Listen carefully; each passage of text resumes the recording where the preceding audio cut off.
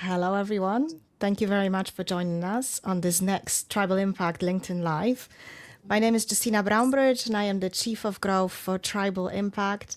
And I have absolute pleasure to be joined today by Anne Dotson and Clarence Stephens from Pfizer. Thank you very much for joining us, Anne and Clarence. Thank you. Thank- Thanks for having us. My pleasure. So today we're here to discuss how Pfizer strengthens employee branding through employee advocacy. And it's a very timely subject because just a couple of weeks ago, Anne and also we were at the World Employer Branding Day in Amsterdam, where leaders from employer branding met to exchange ideas, learn from each other, and share what works and what doesn't for them. And one of the main themes of the event was activating employees, so helping getting your employees involved in your employer branding efforts.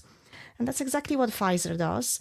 And it's a session that we planned a while ago, but I thought what a great timing to be able to bring back Anne and also chance to discuss this subject online with those of you who perhaps haven't had a chance to join the event or want to learn more about how Pfizer runs their employee advocacy efforts.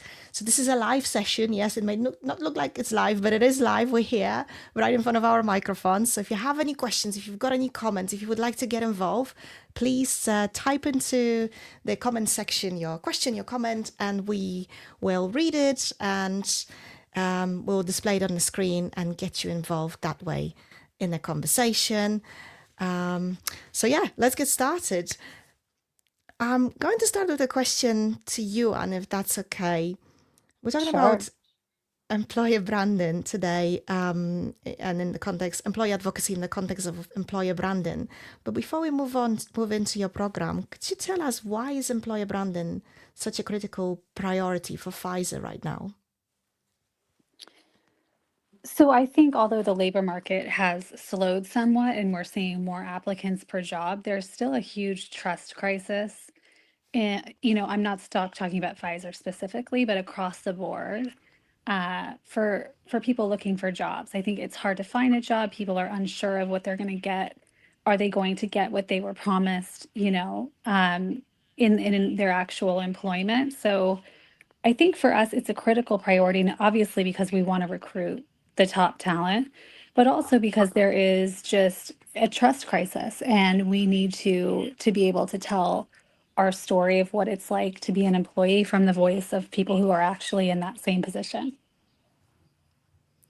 Thank you. And one thing that employees are looking at is what's the culture like within the company. So, from your perspective, Chance, what do candidates want to see in a company culture before they decide to join? Well, it's a multifaceted approach when you want to talk about, what do people seek in a company. I feel like some of the biggest things in which we've, performed a lot of analysis on, looking at different job boards and looking at, our internal surveys and kind of how people look at those things, is they want to see the opportunity to grow. So growth has been a big priority here at Pfizer. So the opportunity to grow and develop and, learn new skills. They want to be in environments where they're able to trust their leadership. So, being able to have managers that, really pour into them, and also just things like different benefits and wellness. There's been a really big push, say, especially since the pandemic, to, have spaces where people are able to recharge and refresh. And here at Pfizer, we have a lot of those opportunities. So we've been just, trying to make sure that we push a lot of that stuff to the forefront, so that people see, those things are available here. So it's a lot of different things, and it really just depends on, you can even go into the different industries within the company. So, Pfizer's a huge company, so we have a lot of different sectors, and so that stuff even varies by sector. So it really just depends, but those are a couple of the really key things that people hone into when they're looking for opportunities. That's great. Thank you. And Anne, you spoke recently at the World Employer Branding Day. What was your biggest takeaway from this event that also applies to the Pfizer's journey?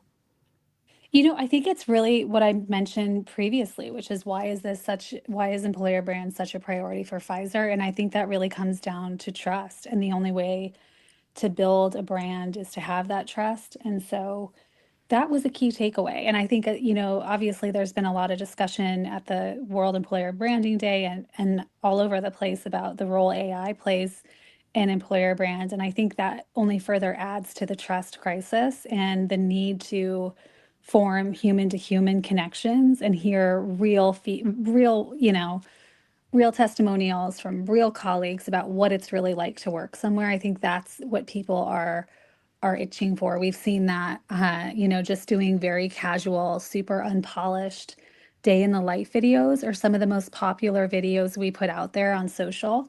And I think it's because, people want that. They're used to seeing those kind of videos in their day-to-day life, and they expect to see that from companies they may want to work for as well. And that trust, we're talking in the context of employer branding, but it's the same we see also on the marketing front. We see that on the sales front. We see that that's the kind of expectation as well as also from the leaders to show what is it like to work in a specific company? What is it like to work with a specific company? And like you say, in the context of AI now, helping us produce a lot of content, but perhaps maybe not necessarily the content that connects, unless you involve Right. your employees into this, makes a big difference. So on that note, I would imagine that that's probably one of the reasons why you started the employee advocacy program. Just overall, before we dig into details, how Pfizer is currently activating its brand ambassadors? Yeah, Chance, I'll let you take that one if you want to, because Yeah, Chance is absolutely. really our day-to-day person. Yeah, absolutely. So what we've been doing with our employer advocacy program or ambassador program is, we really just we take colleagues, where they're at. So whether you're, somebody who, doesn't even have a LinkedIn, has a LinkedIn, maybe doesn't use it as frequently, or, maybe is a top voice on LinkedIn. We, take colleagues from all across the company. And we, desire to give them the skill set necessary to not only build their personal brand, but also just, help people externally to understand why Pfizer is a great place to work. So just a little bit of overview about our program. We originally started with around 100 colleagues earlier this year. And we've been able to, scale it at light speed. So we're up to now at about 550 colleagues. So we've seen, immense growth, and, we've really been able to give colleagues the opportunity to grow their voice, and, just feel more confident, receive a lot of recognition, and just overall, just have something that they're proud of, when they, say that they're, they work at Pfizer, they're able to showcase that in a more effective way. Mm-hmm. That's fantastic. From 100 to 550, you said, in a very short period of time. That's really, really impressive. Question regarding, you said skill set, right? You invested in building your employees' skill set to help them grow their voice. I like that term, grow their voice. How do you support your ambassadors? So specifically when it comes to helping them develop those skills that would help them be more confident Yeah, sharers? absolutely. I think the first thing is, first and foremost, to give them those core competencies and those kind of foundational pieces of, what it means to effectively share on social media, and kind of, just helping them develop a content strategy. I feel like, that foundation is, kind of the biggest piece, because a lot of people, we're all knowledgeable, we're all professionals in our respective parts of the company. But, so we all have a lot of, different ideas and a lot of different, amazing things to share, but just may not know how to kind of get over that hump of, actually making it actionable.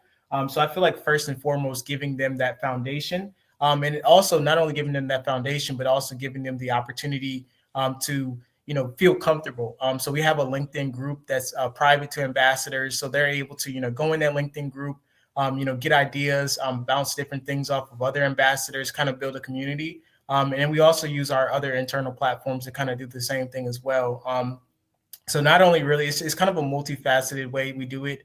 So not only just building that foundation, but also, once we kind of have that foundation built, just giving, multiple avenues for ambassadors to kind of learn, and, for them to kind of, gain that confidence. Because, for some people, it can be really, a daunting task to go out on social media and share. So we want to, kind of give them the opportunity to, cultivate those ideas internally first before they go out, so that, when they do go out there, share to the, broad public, that they're, as confident as can be. So that's how we, just try to support them in those ways. And of course, Anne and I are always here to, answer their questions, and we, try to provide timely guides and things of that sort, so that, no question goes unanswered. So, we're, learning day by day how to, continue to make it better. But those are the things that we've done thus far, that I feel like have, really made our ambassadors comfortable, with the program. I love this. You provide them with a safe space to practice, right? Before they go to the big wild world to share their ideas. You allow them. You allow them. You invite them to a LinkedIn group or other internal channels for them to practice that skill, because it is a skill, isn't it?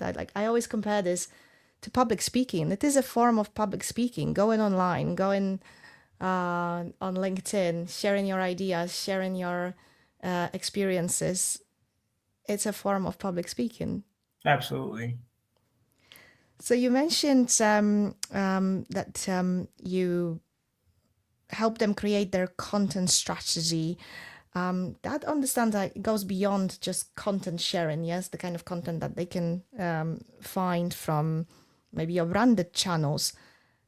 How do you do this? How do you, maybe if you could just dig a bit more into how do you go beyond content sharing? I can In take terms that one if you. Okay. Yeah. In terms of content strategy, we just try to, we really want it to be, we want to take a really holistic approach to that, right? Because we have channels which, kind of enable colleagues to instantly share, things that, may be shared by the big Pfizer page, what we call it, the large corporate page. But we wanted to go beyond that, because we don't want everybody just to be kind of, echoing the same thing. We want people to, really humanize, what they share. So we encourage colleagues, hey, you may want to share, about Pfizer, but you may also have, another life event, which, you may want to share about, and just kind of, it's also about finding your niche. We have some people in our advocacy program that are, really big on, like sharing. And so even before the program, they were, really popular on LinkedIn, and they, kind of had built their brands. And they did that by finding their niche. So we, just kind of encourage everybody to, find, what their niche is and what they enjoy to talk about, so that it won't just be, a bunch of, echoing the same message, because we feel like the same message can kind of be conveyed in a lot of different ways. So we really just encourage people to, just get out there first and share from the start, and kind of just, build that as they go, if that makes sense. That's great. That's brilliant. That definitely helps. Question I have regarding balance and showcasing the culture of the company with the guardrails that come with working in a regulated industry. How do you do this? Maybe Anne, if you could help us Sure. I mean, understand I this. think, that is because this is new to Pfizer, this concept of kind of unleashing employees to tell their story. This is a question that comes up all the time. Particularly when we're talking to the R&D group, or, some of the manufacturing teams, because they're working in a, obviously very regulated environments. I think the main thing we emphasize is that this is not meant to um, be a news, a press release for Pfizer on what's happening behind the doors. This is really to pull back the curtain on what it's like to be here. So it's really about things that colleagues may not even think that the external audience would be interested. I think a lot of our colleagues are surprised to know that people just want to know what it's like. Like, what is it like? What does it mean to grow at Pfizer? What kind of resources are available to you in terms of development and training? What are your colleagues like? I think it's those intangibles that we're trying to communicate. And what I always tell our business leaders when we get questions about this, which inevitably we do, is we really don't see a lot of issues on this. We're supportive that, we've got a do's and don'ts, we've got social media guidelines. So we have all the makings and the resources to direct people, but we really try to just keep it at that, umbrella level of tell your own story about being at Pfizer. People are doing this anyway. We're just enabling them, giving them the training and additional resources to do it even better. That's great. That's great. And I've seen some great examples of that. I've seen uh, one of the Pfizer colleagues sharing the fact that they spoke at a TED Talk about the subject that they Hmm. are passionate about. I've seen someone mentioning recently that they took part, I think this is happening this week, Pfizer AI Festival, that I guess Yes, an that is on this outsider week. wouldn't know about unless somebody decided to mention that online. Or like you said, I've seen some of your colleagues mentioning the training courses, the coaching sessions that they attended, that it's part of their role within Yeah, and there are things within Pfizer. exactly, and there are things that, people just may not know about, that we kind of take for granted as colleagues. For example, we have a Flex 10 program where within your own country, you can work from wherever you want for 10 days a year, which is an awesome benefit. You can choose where you want to go. You want to visit family? Do you want to visit a state or an area of your country you've never been to? You can do that and still work and not have to take PTO. We've got a wellness wallet where you get everyone in the company, all colleagues get $600 to put toward their own wellness, whatever it is. So there's just a lot of really great things that Pfizer does that, people that are not within the Pfizer walls wouldn't know about and that they should know about if they're considering working here, because it really is a tremendous culture with amazing resources.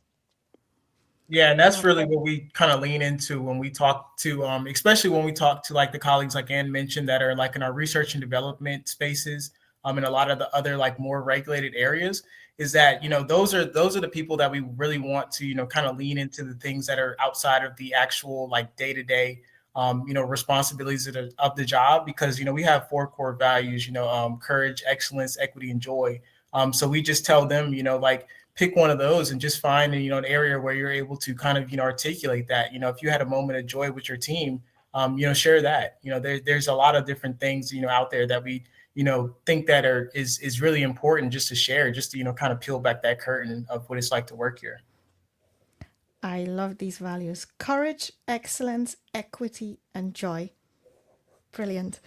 And it links so well. I love what you do as well, that there is the message that is delivered through your employees, the stories, the experiences that they have.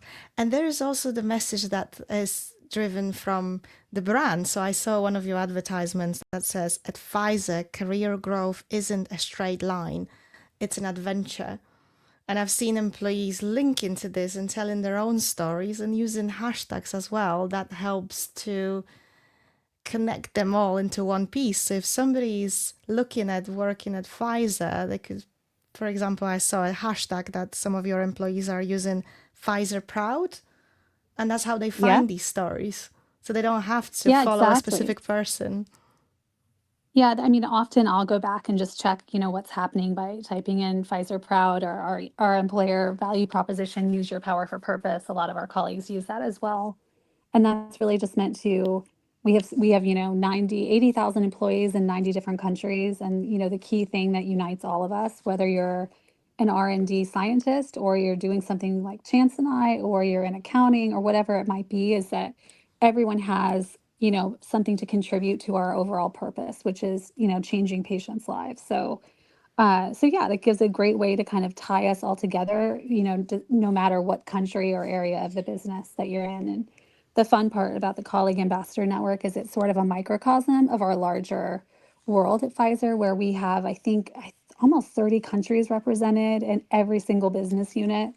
So that's a really, something we're really proud of, is that we're able to kind of expand what, people's perceptions of what Pfizer might be as an employer.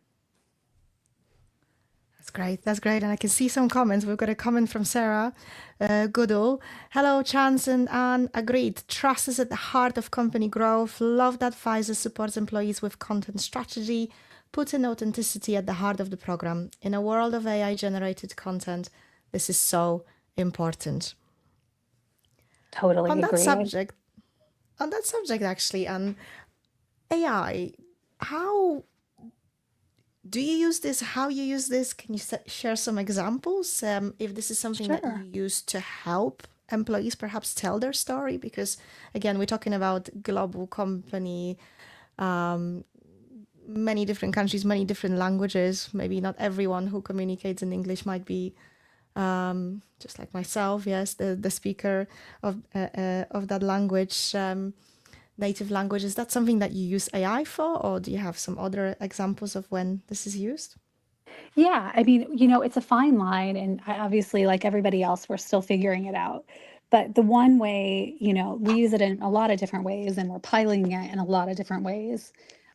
We do use it for translation for sure. I think it's, the main thing that we think about though is using AI as a starting point, and not having it spit out content that's directly posted without kind of an intermediary human. Because I think what happens is you can start to recognize, and if we're recognizing it, obviously the general public is recognizing that AI content is starting to look the same. It's very generic. It has all the dashes, it has these emojis strategically placed. And I think it's going to become more and more a turnoff to people.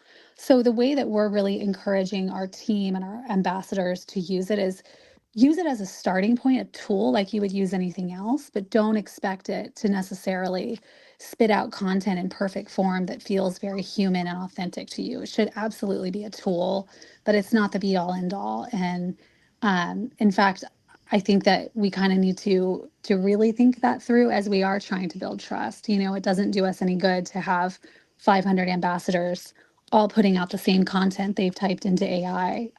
We need their human perspective on it. So I think that's what we're encouraging. Absolutely use it. It can be great to generate all kinds of things. For us, it's an incredible tool for market research and how we're being perceived in the market in different ways. So definitely content creation, data analysis. There's so many good ways to use it. Chance actually created an agentic AI to help us just process the number of ambassadors coming into the program and automating certain pieces of that so that it's not him going in and having to send emails and follow-ups and to 500 different people. So I would say, we're definitely using it. We're using it every day in different ways, and like everybody else, trying to figure out what's the most effective way to do it in our space. So this is fascinating because I started this question with more using AI for content creation, yes, or like you say, on the starting point for content creation, because I totally agree with you. If you do end up using AI to write your post, then everybody suddenly starts sounding the same, using the same words and the same tone of voice. But you mentioned that Chance, you created oh gosh, so I guess this is an AI powered flow that allows you to respond automatically. Am I correct here in thinking to the people who automatically sign up to the program? Somewhat. So basically, just a kind of an overview of what Anne mentioned is, like we said, we started off with about 100 people. So when we had about 100 colleagues, it was a lot easier. I mean, it still required effort, but it was a lot easier to kind of manage like the day to day, like onboarding, getting colleagues, in our system, getting colleagues, the emails that they need, and the different invites for our monthly calls. That was a lot easier, when we had a smaller program. But, as we continue to scale, and like, when I say light speed, I really mean light speed. It really happened, almost overnight. We made, a big push in, the second semester of this year to, scale the program. And, we have probably even more ambitious goals that we'll talk about going into next year. But because of the heightened interest, it really just took a lot more effort. So then that's when we used AI, and we try to use AI really responsibly. So when we say that, it's not like, it's they're getting like, this AI like response. It's like I went in there and actually like made these different like welcome emails and things like that. So it's typed by me. It's just sent instantaneously. So say when somebody joins the program, they instantly get all the materials that they need, and that's handled by AI. So that's kind of what is happening in that regard, because we don't want to make it, like automated to the point where they don't feel like they can, reach out to us or, actually speak to us.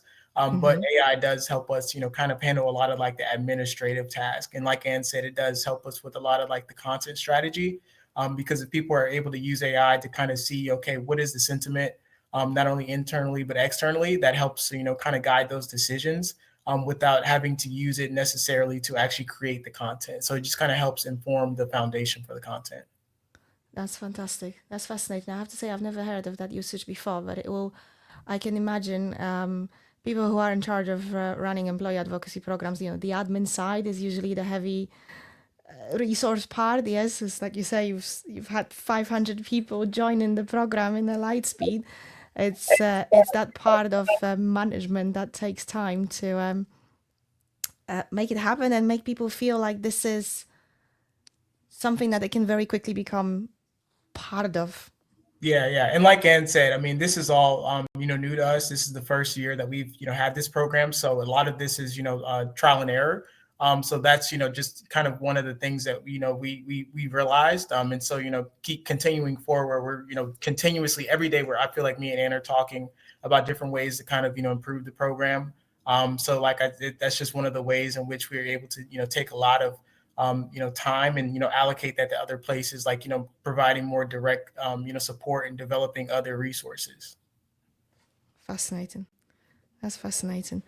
So that was actually my next question. How do you keep the program fresh and engaging? Is there anything else in here that you would be happy to share on that subject? I could take that one. I think really in terms of keeping the program fresh and engaging, I think it's really just building, a larger feedback loop. So we've, just recently passed the midpoint of our program. So really just looking at, where we, what we've been able to do thus far. And, and kind of reaching back out to the ambassadors and seeing, what they would kind of like to see, because, we always tell them, that the program is really what you make it. So, we want it to be something that is not just like another, burden on somebody's day to, have to, say handle their, daily task and then also, kind of participate. We want this to be something that, people are excited to participate in. So we feel like, kind of reaching back to ask them those questions is, key to that. And really just thinking, just any idea that we really have, just bringing it out there. And one of the things that we hadn't really touched on when it comes to to our ambassador program is that we also use our ambassadors in other ways. So while we also, encourage them to, participate in content and share content, Ann and our team, handles employer brand overall. So we do a lot of different marketing campaigns where we may say need, participants in our, headquarters to be able to participate in the video shoot. So, being an ambassador, you don't only get the opportunity to, network and get the opportunity to share things, but you also get the opportunity that say, hey, we may, send you an email and say, hey, we, if you're available on, Wednesday next week, we have a team coming in to do a shoot for, a commercial or for, a campaign that's going on the careers website. Are you interested? So you get those opportunities. And I feel like those are the opportunities which kind of, make people, excited. And we, try to find new opportunities and new ways to engage the ambassadors because, we understand that, we want to keep them, engaged. So those are the ways in which we try to continue to, keep it fresh and keep it interesting, just introducing new things to the program. I love this. That employee advocacy is, could be perceived as a way of helping to promote your employer existing brand, but really in your case, it's also building that great place to work. It's contributing to Pfizer being a great place to work. You talk about giving people experiences that they probably would never have before unless they were part of your program, right? The video shoot, the ability to learn certain skills that unless that program was there, that wouldn't be part of their Pfizer adventure, like you had said. Absolutely. Love this. I've got a couple more questions, and at this point I would encourage the audience, if you have any questions, please put them in the comments because we're heading towards the end of our session. One of those questions is both of you, Anne and Chance. How do you measure the impact of your program, of the advocacy program, so that the business leaders see value and continue to invest? Yeah, I can take that one. So that's another one that we always get when we're going to meet with different groups. And I think that's where having the right partner comes into play. I think, it would have been possible for us potentially to do this on our own without a partner like Tribal Impact, but we really don't have the resources or the experience to do the ROI piece of it. And I think that's where having a trusted partner who's done this for many companies and has it down to a science can come in and help you figure out how to show leaders what it's doing for the business. And for us, that comes down to, not just the number of ambassadors in the program, but you can equate, impressions and things like that on media to, the equivalent of a media buy. So I find that's always something that sticks with executives is, if we get enough people out there talking about Pfizer, that's the equivalent of a several $1 million media spend and more effective because it's coming straight from a colleague. That perks people's ears up. So that's definitely one of them. And I think just as people start to see the activity and senior leaders participating, it just has a ripple effect on the organization. And that's something we can see too, just through searching the hashtags that our colleague ambassadors are using to see, where are we moving the needle. And then I think the last one is, we can show them the matrix that you all have helped us develop, where someone may start in the bottom left-hand corner of a matrix. They don't have a lot of followers, they're not posting a lot. And it's very cool throughout the year to see them move up. We don't need everybody to be at that top right quadrant, but it is a very, fulfilling thing to see our colleagues are moving to the next level and growing their networks, growing their content, and ultimately having an impact on getting top talent in the door at Pfizer. These are great tips. Thank you, Anne. Especially now during the time where it's a season during which lots of people are planning the budget for next year. One of the thinking behind the planning is how am I going to show the return on investment? Yes, how am I going to show that this is driving impact? Giving people very specific ways of how they think in terms of how to report on the impact. So thank you for that. Absolutely. And thank you for the kind comment about tribal impact. I got Sure. final question. I can't see any more from the audience. I can just see a couple of comments from Maria and Nikki. Employees are definitely the best voices to talk about the company culture and perks, their experience firsthand. Great work, Anne and Chance. And Nikki says it has been such an effective tool in effectively growing this program at speed. I'm not sure which tool. I think she's you're talking referring about here. automation. I see. Yes, Yeah, automation when it comes to. yeah. Yeah, she's talking about automation. When it comes to getting more employees signing up for the program. Okay, I got a final question. So loads of companies are at the moment at the stage where they are considering, they might be already planning or they're considering how to start even thinking about organizing their employee advocacy efforts within their organization. What would be your one tip for them if they were, especially for those people who are at the starting stage that we haven't shared so far?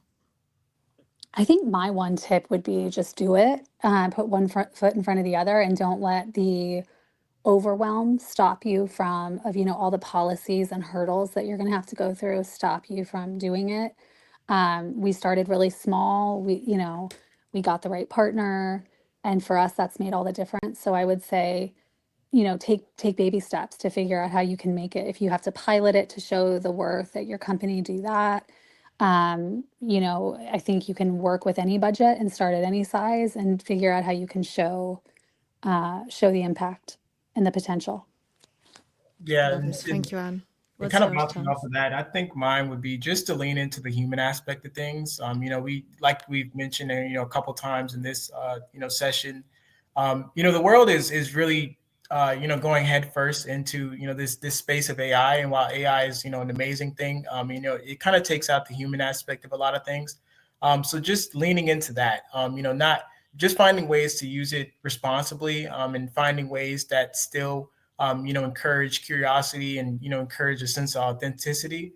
I feel like that's kind of the shift that needs to be made to stay competitive, because if you see a lot of the brands that I feel like really are successful from a marketing standpoint, whether that be just external marketing or, employer branding, they resonate with you. You see a lot of, these companies that, are in the comment section, and you can tell that a human is, responding to these comments, and it's not just like, generic. And I feel like those are, the type of companies which, tend to, resonate with people. So I would just say just finding ways to, kind of humanize your brand, and, make it not seem like this, especially in our industry. If I was giving advice to, others, say, pharmaceutical branding professionals, especially, given I guess the way people look at, say our industry and our companies, just finding ways to humanize it so that, they realize that this is not, a big evil company, but rather a composition of, thousands of people that, are passionate about what we do. So finding ways to just lean into that. I love this. So in one sentence, your two tips. Just do it by leaning into the human aspect. How about that? Absolutely. Or Love should I that use AI? summary. Should I use AI to summarize it? See, that's a summary that AI can't provide. That's true, right? Live summarization, unless I would be doing typing at the moment. Chance, Anne, thank you so much for joining us today on this session. I'm sure that the audience has learned incredible amount from what it is that you shared today. If they have any question, because not everyone is brave enough to put them directly within the comment section during the live event, what's the best way for them to reach out to you?